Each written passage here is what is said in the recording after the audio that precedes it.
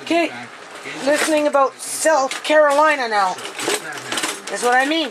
You're not hearing from the actual people themselves that are sitting in their houses with no fucking food or laundry soap. Not to mention toilet paper. Okay? So do you see? Now that it's boiling, you turn it off and you boil it again. And you do that 3 times. Do you see what I'm doing here? Okay, I'm just taking off this crap. Right? Got a few more left. Andre wants a lemon drink, so that with honey, so I'm going to let him do that. And then I'm going to freeze these. Hold on a minute. Okay, so $10.50 in beets. Do you see all those beets, people? Look how big they are. They're huge. I didn't pick the ones with the stems because the ones without the stems were bigger beets. I went with the bigger beet. So hold on. I'm going to bake these ones. Hold on. You can see it's a full roasting pan. These are organic beets, people, and those stems, right? So I'm going to cut these up, put them in here with some either avocado oil or olive oil. I've got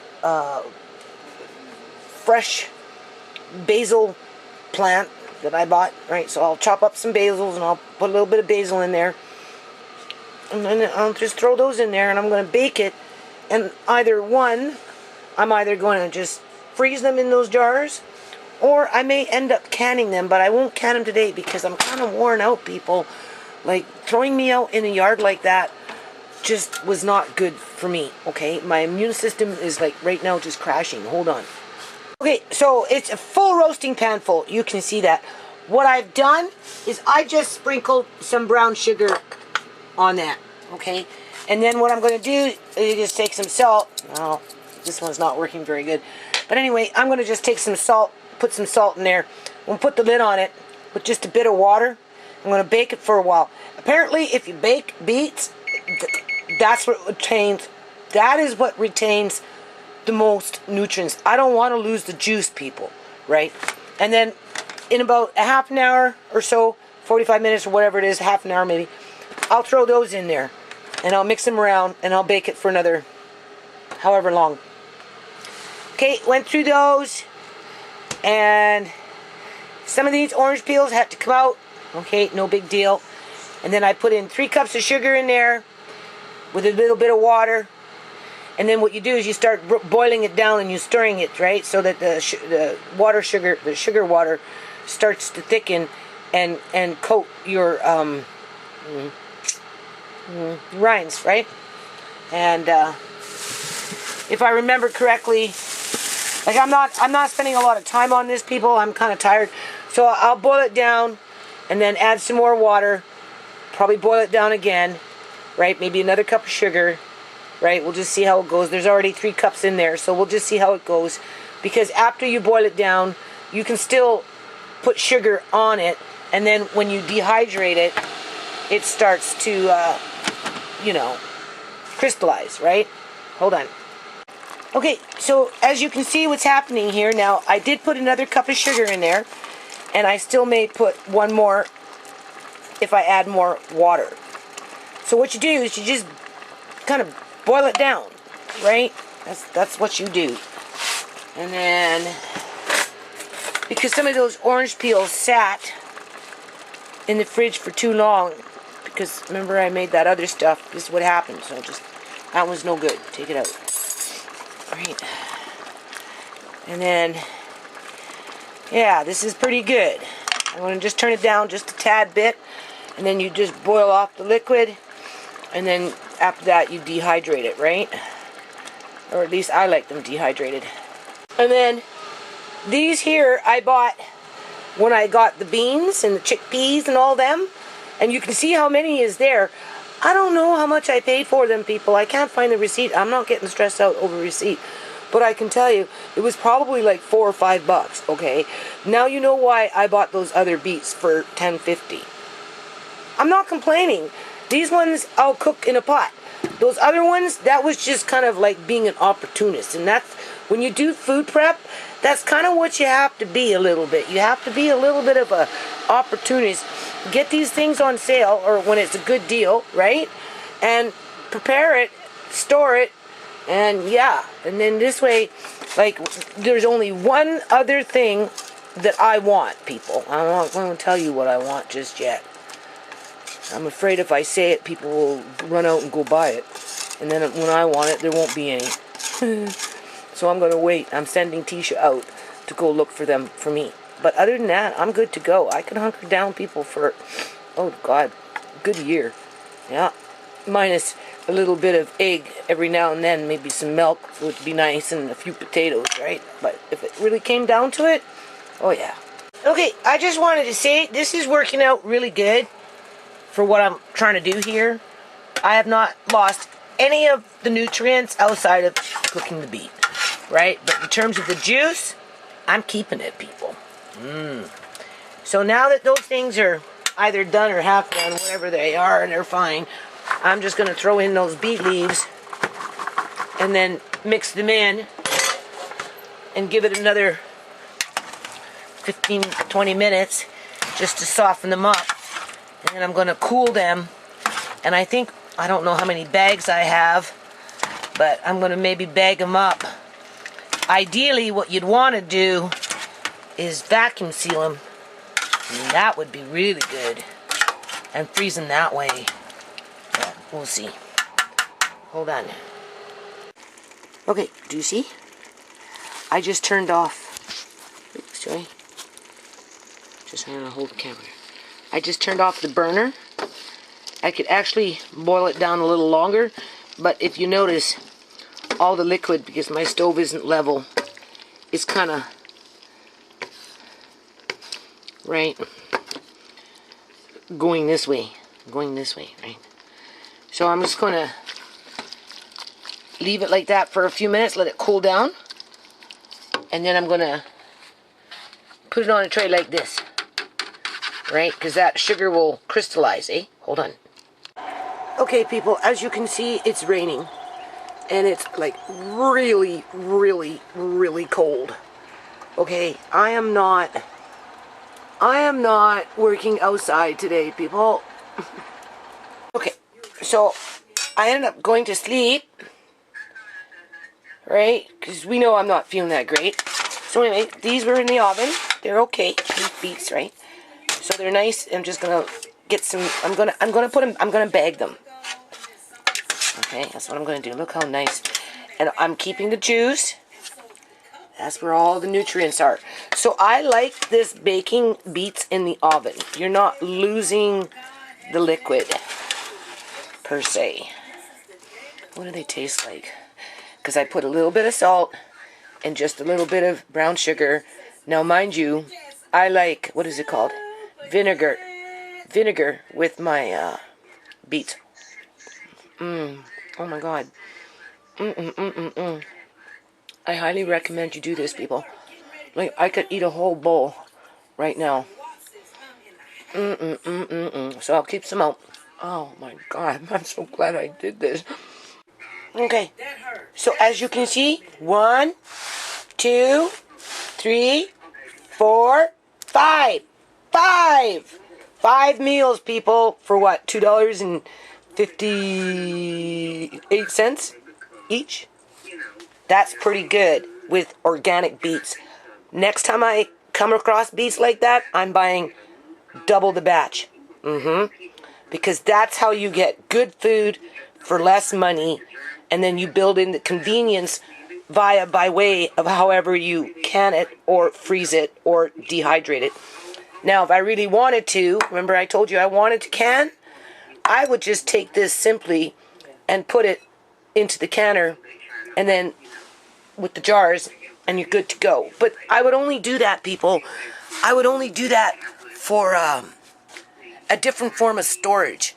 I ended up going to freezing it in this situation because I'm thinking, okay, I've cooked them now where they're like with the most nutrients in terms of I didn't lose any juice.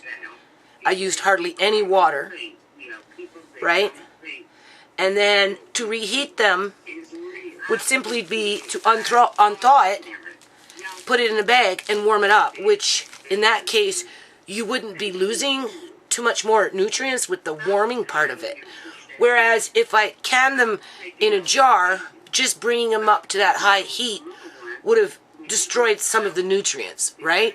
More so than if I freeze it and warm it versus pressure canning it at high heat. However, what I like about canning is that it's a different form of food storage that you can put somewhere off to the corner where it's cool and dark. And 99 point, I don't know, 2% of the time, those things will sit forever. Okay? Every now and then, you get the jar that pops or whatever. You just put the white paper underneath your jars wherever you stack them, and if something reseals, chances are you're going to see a stain. So, but outside of that, 99.8% of the time, everything works out pretty good.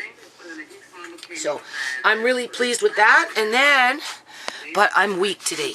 I'm weak today, people. Now, mind you, I've been busy, but I'm definitely weak.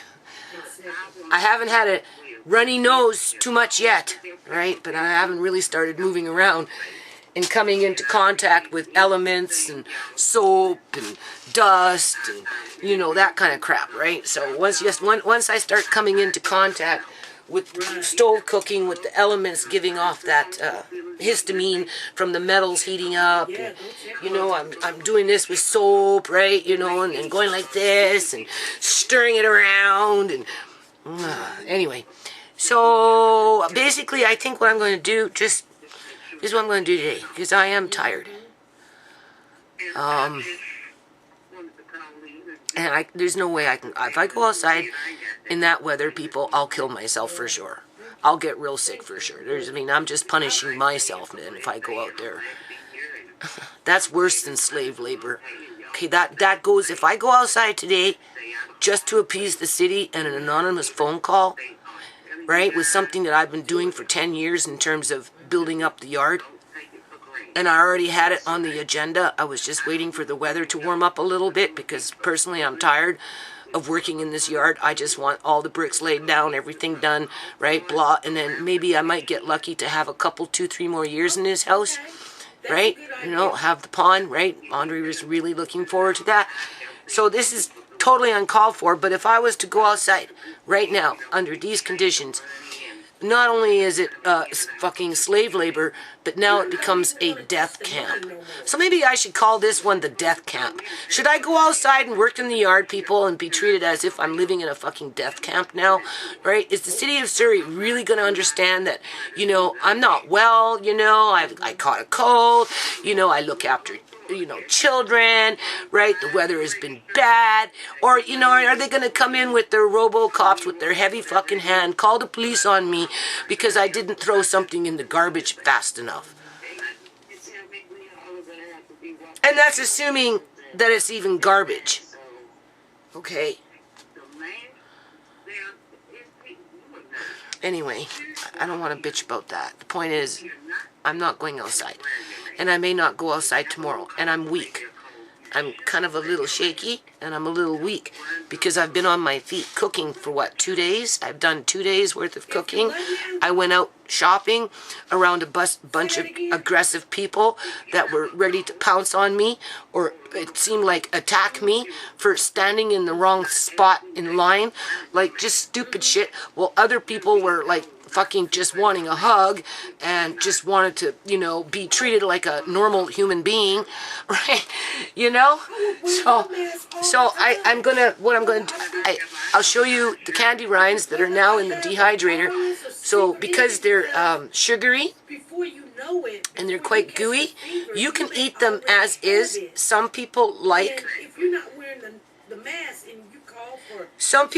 to eat it soft, which you can do now. Other people prefer it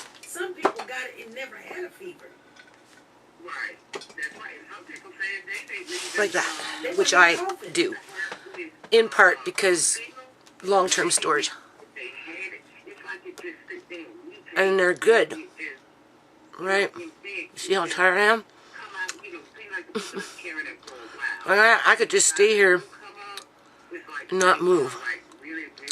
So anyway, I'll show you how they look like when they go into a dehydrator. This is basically how they look like when they come out. Although you have the option to eat them undehydrated after you've cooked them. So it's up to you how you want it.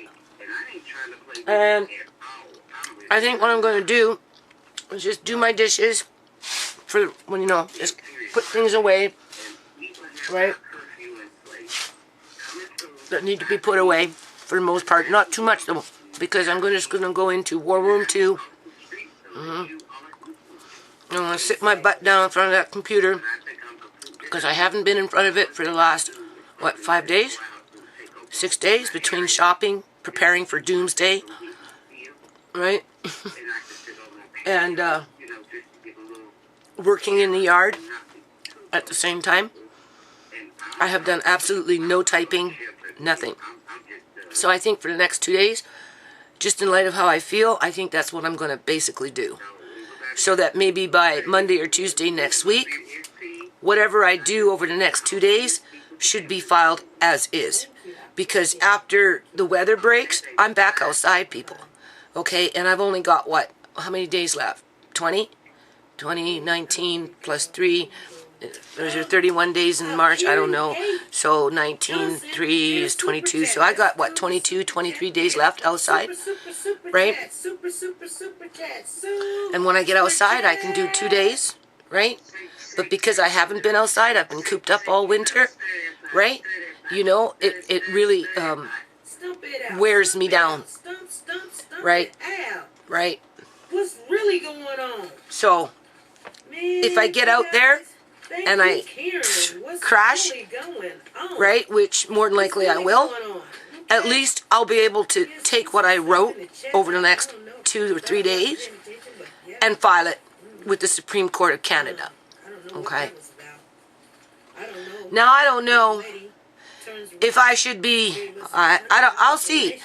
Honestly, to be honest with you, I will see if I can print out, I can print out a copy of this provincial petition, okay? I can print out a copy of it through, change.org with the general, what is it called? Information in terms of how many people have signed it already. And last time I seen it was like 1,107 or 17. I can't remember. But it's over 1,100 people. And I'm really happy with that, people. Like, honest to God. I don't see how any ethical judge, okay, or in between, as it goes from when I first file it into the system, into the courthouse, then from the court registry, it gets passed on to somebody's desk, where those, whatever is being filed is stacking up, and then that person goes through file by file by file, and they designate how it's going to be dealt with in the court. So that by the time you go stand in front of a judge, the judge that you're looking at has already been told what to do by the person who vetted it, I guess you can say. All right? That's how it works, people. So before it even goes in front of a judge, I think we should remind the vetter that there are quite a few people out there that are well aware of what's happened to ShaMay and what's been happening to other people. Okay? So I can just print out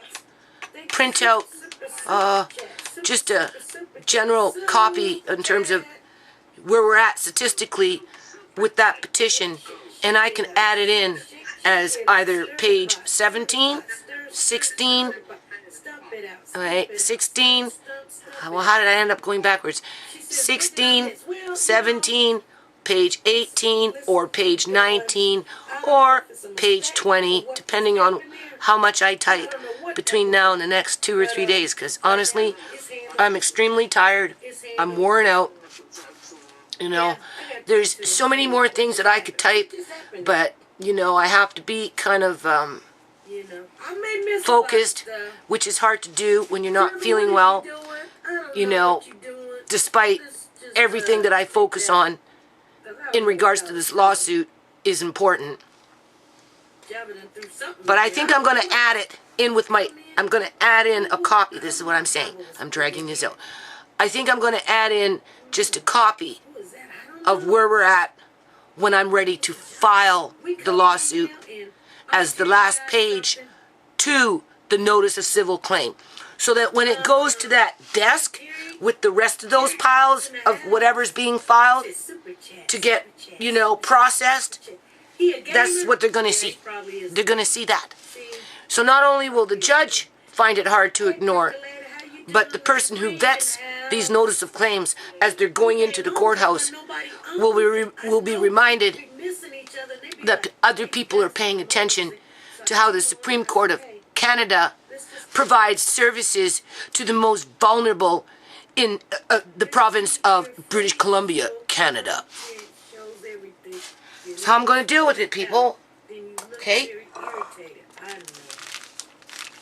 So, just have a good day.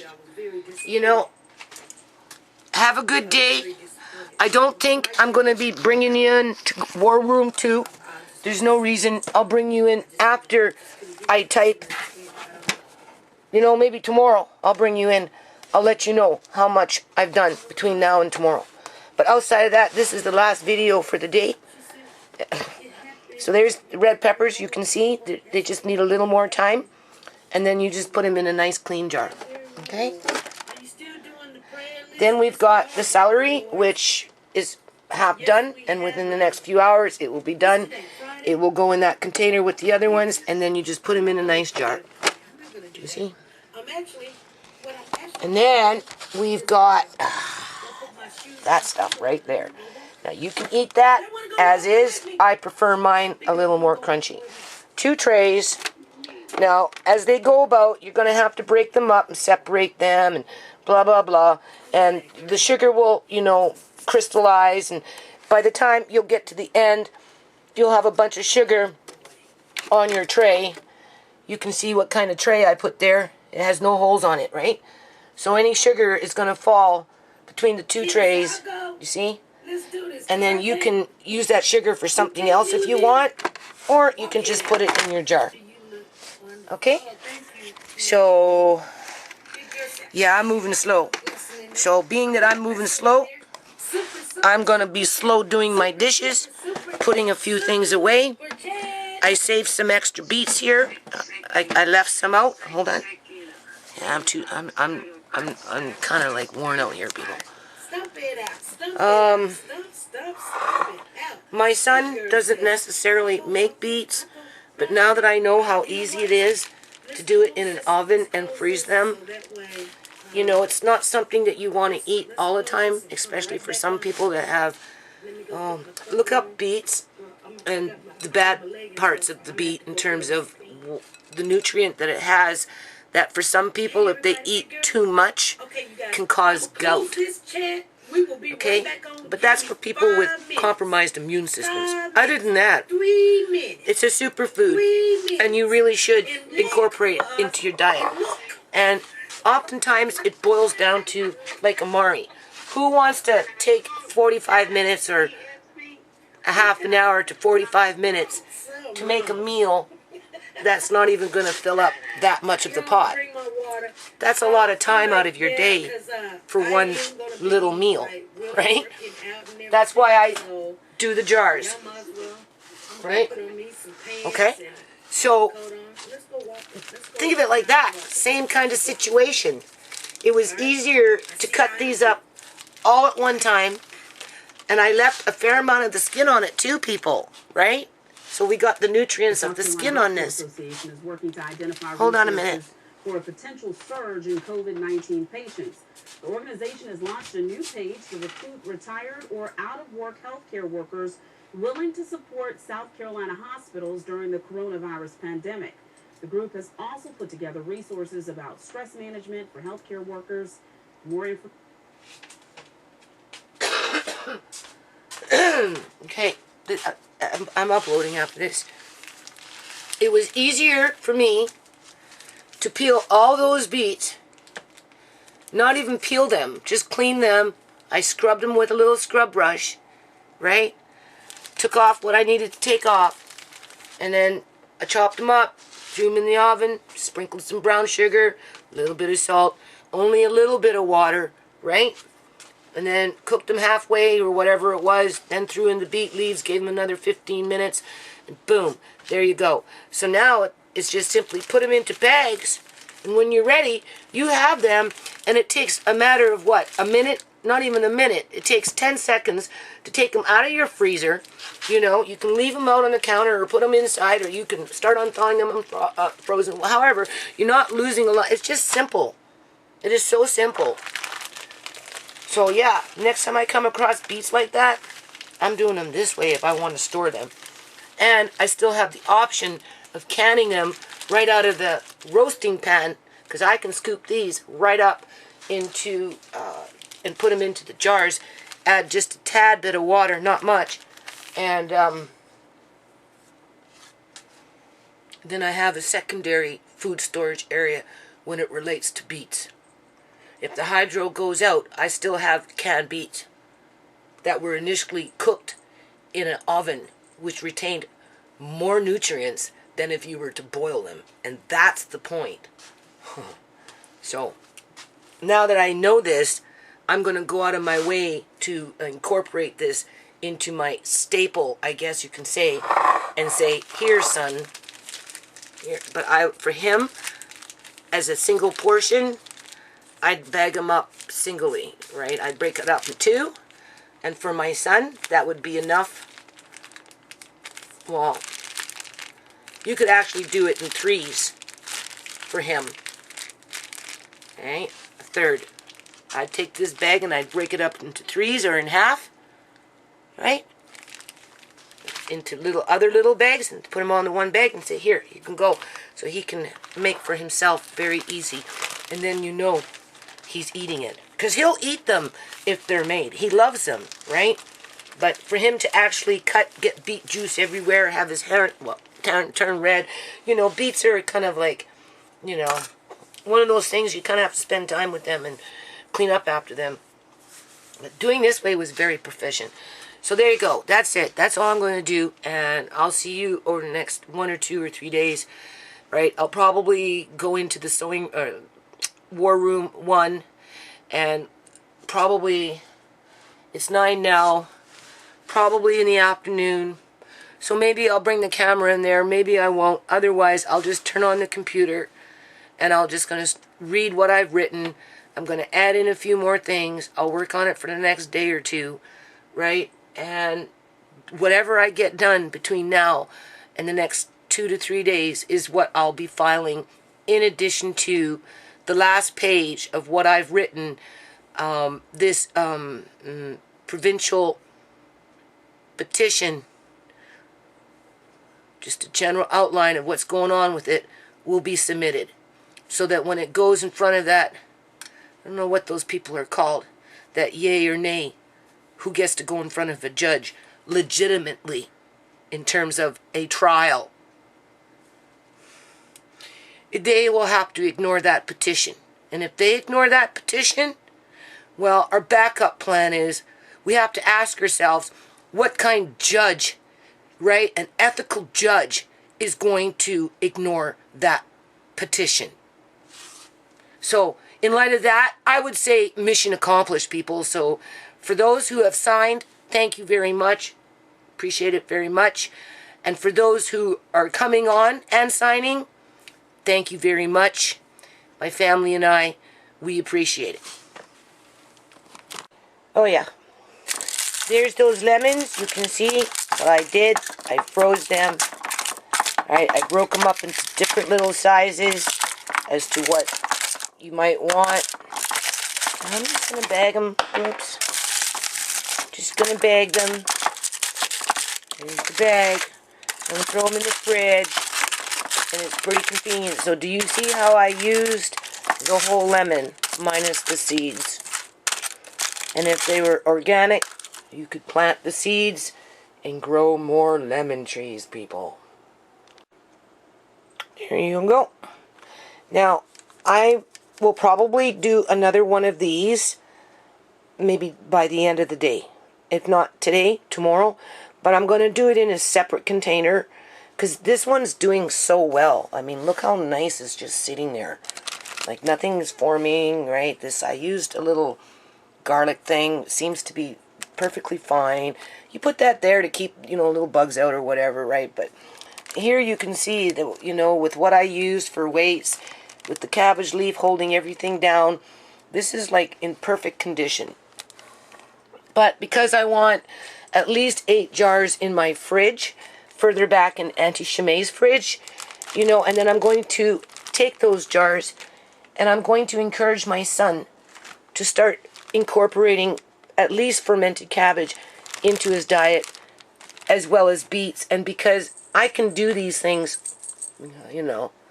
Mom, the next time I go off and do this, I'm going to make sure I freeze little packages for my son, as well as start building on this, because he likes fermented pickles. He loves them. So if he likes the fermented pickle, he's going to like this. And then this way, I know he's eating a little better. He cooks for himself, right? But he doesn't make stuff like this. He won't go off and cook the beets, but he sure likes to eat them. And for me to peel or wash or cut or cook an extra 6 or 7 beets, so he has beets for a few months off and on throughout his meals, is nothing, right? Okay.